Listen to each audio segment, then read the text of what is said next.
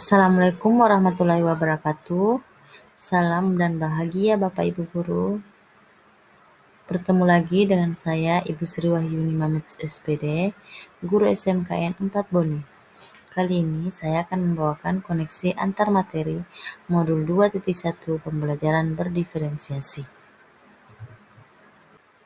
Sebelum kita memulai, kita kenalan dulu yuk dengan fasilitator saya, Ibu Kurniati SPD MPD, dan pengajar praktik saya Bapak Samsurya SPD. Apa itu pembelajaran berdiferensiasi? Pembelajaran berdiferensiasi adalah usaha guru dalam menyesuaikan proses pembelajaran di kelas untuk memenuhi kebutuhan belajar individu murid. Artinya, pembelajaran berdiferensiasi adalah pembelajaran untuk mendukung semua murid di kelas kita. Maksudnya apa ya?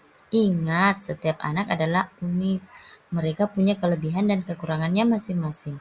Begitu pula dengan minat, kebiasaan belajar, pola pikir, kemampuan literasi, dan lain-lain. Pasti berbeda kan? Nah, disinilah diperlukan usaha guru agar dapat memenuhi kebutuhan murid yang berbeda-beda, agar mereka merasa nyaman saat belajar di kelas. Dan tentu tujuan pembelajaran dapat tercapai. Nah, bagaimana cara untuk dapat melakukan pembelajaran berdiferensiasi di kelas? Agar dapat melakukan pembelajaran berdiferensiasi, guru harus 1. Memahami tujuan pembelajaran, 2. Mengetahui dan merespon kebutuhan belajar murid, 3. Menciptakan lingkungan belajar yang mengundang murid untuk belajar, 4. Melakukan manajemen kelas yang efektif, 5. Melakukan penilaian berkelanjutan. Berkaitan dengan kebutuhan belajar murid, guru harus memahami 3 aspek berikut. Pertama, kesiapan belajar murid. Yang kedua, minat murid. Dan yang ketiga, profil belajar murid.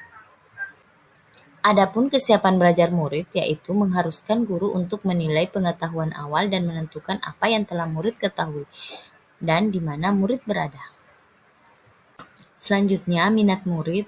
Minat setiap anak pasti berbeda-beda. Minat adalah salah satu motivator penting bagi murid untuk terlibat aktif dalam proses pembelajaran. Selanjutnya, profil belajar murid. Adapun profil belajar murid yaitu lingkungan, budaya, gaya belajar, dan kecerdasan majemuk. Dan kebutuhan belajar murid dapat diidentifikasi cara-cara berikut ini. Yang pertama, kita harus mengamati perilaku murid. Yang kedua, kita mengidentifikasi pengetahuan awal murid. Selanjutnya, kita mereview dan melakukan refleksi terhadap praktik mengajar. Yang keempat, berbicara dengan guru murid sebelumnya. Yang kelima, membaca rapor murid di kelas. Dan yang terakhir, menggunakan berbagai penilaian formatif dan diagnostik. Strategi untuk mendiferensiasi pembelajaran. Pertama, diferensiasi konten. Kedua, diferensiasi proses. Dan yang ketiga, diferensiasi produk. Diferensiasi konten yaitu berkaitan dengan apa yang kita ajarkan seperti materi, konsep, atau keterampilan yang perlu dipelajari berdasarkan kurikulum. Mendiferensiasi konten bisa dilakukan dengan membedakan pengorganisasian atau format penyampaiannya, bukan mengubah atau menurunkan standar kurikulum.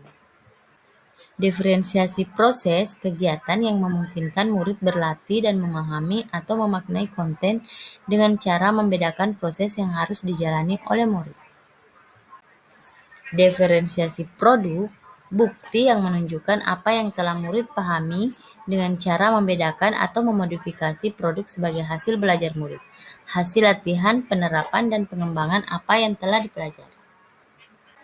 Nah, adakah keterkaitan antara modul pembelajaran berdiferensiasi dengan modul-modul yang lain? Keterkaitan modul 1.1 dan modul 1.2. Untuk melakukan pembelajaran berdiferensiasi, maka guru harus berusaha memenuhi kebutuhan belajar anak sesuai dengan kodrat alam dan kodrat zaman berdasarkan filosofi Ki Hajar Dewantara. Kaitan modul 1.2 dengan modul 2.1.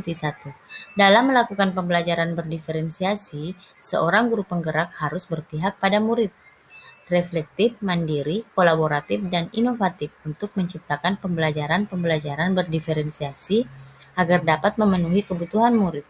Dengan demikian, seorang guru penggerak dapat mewujudkan kepemimpinan murid dengan menuntun murid merdeka belajar hal ini sesuai dengan nilai dan peran guru penggerak.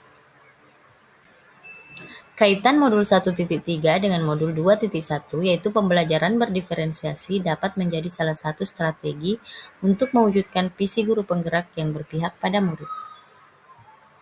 Kaitan modul 1.4 dengan modul 2.1, dalam pelaksanaan pembelajaran berdiferensiasi antara guru dan murid harus ada kesepakatan kelas terlebih dahulu, agar proses pembelajaran dapat berjalan dengan baik sesuai dengan nilai-nilai budaya positif.